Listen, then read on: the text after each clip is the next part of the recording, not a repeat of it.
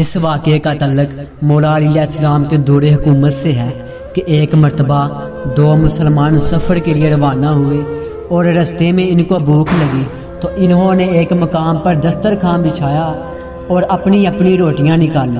ان میں سے ایک شخص کے پاس 5 روٹیاں تھیں اور دوسرے کے پاس 3 روٹیاں تھیں۔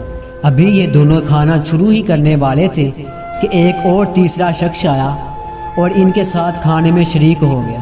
کھانا کھانے کے بعد تیسرے شخص نے 8 درہم ان کے حوالے کیے اور چلا گیا۔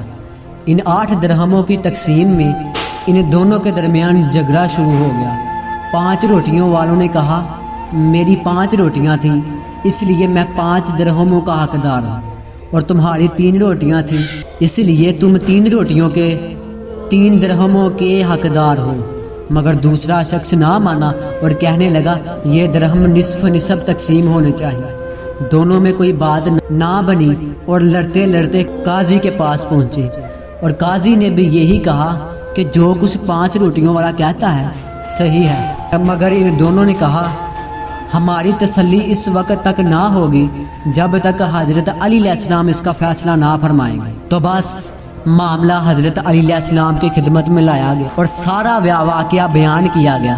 مولا علی علیہ السلام نے 5 روٹیوں والے شخص سے پوچھا تو اسے خوشی سے 3 درہم دیتا ہے؟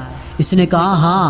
حضرت علی علیہ السلام نے 3 روٹیوں والے سے کہا تیرا دوست جو کچھ تجھے دیتا ہے اسے لے لے، مگر وہ نہ مانا اور کہا کہ عدل کی روح سے جو مجھے ملتا ہے وہ مجھے دے۔ تو پھر مولا علی علیہ السلام نے فرمایا اب تو اگر عدل کا خواہش مند ہے تو سن، تم صرف 1 درہم کے حقدار ہو اور تیرا دوست 7 درہم کا حقدار ہے۔ اس شخص نے کہا یہ کیوں کر ہو سکتا ہے؟ مولا علی علیہ السلام نے فرمایا تم دونوں کی کل 8 روٹیاں تھیں، ہر روٹی کے 3 ٹکڑے کیے جائیں تو کل 24 ٹکڑے بنتے ہیں۔ یہ معلوم نہیں کیا جا سکتا کہ کس نے کتنے ٹکڑے کھائے، فرض کر لیا کہ سب نے برابر کھائے۔ اس طرح 5 روٹیوں کے 15 ٹکڑے ہوئے اور 3 روٹیوں کے 9 ٹکڑے ہوئے، ہر ایک نے 8 ٹکڑے کھائے۔ اس طرح 5 روٹیوں والے کے تیسرے شخص نے 7 ٹکڑے کھائے اور تیری 3 روٹیوں کا صرف 1 ٹکڑا کھایا۔ اس طرح 7 درہم اس کے اور 1 درہم کا حقدار تو ہے۔ یہ فیصلہ سنتے ہی دربار میں چاروں طرف سے مرحبا کا شور بلند ہوا، اور اس شخص نے بھی اپنی نادانی کا اقرار کیا اور 1 درہم قبول کر لیا۔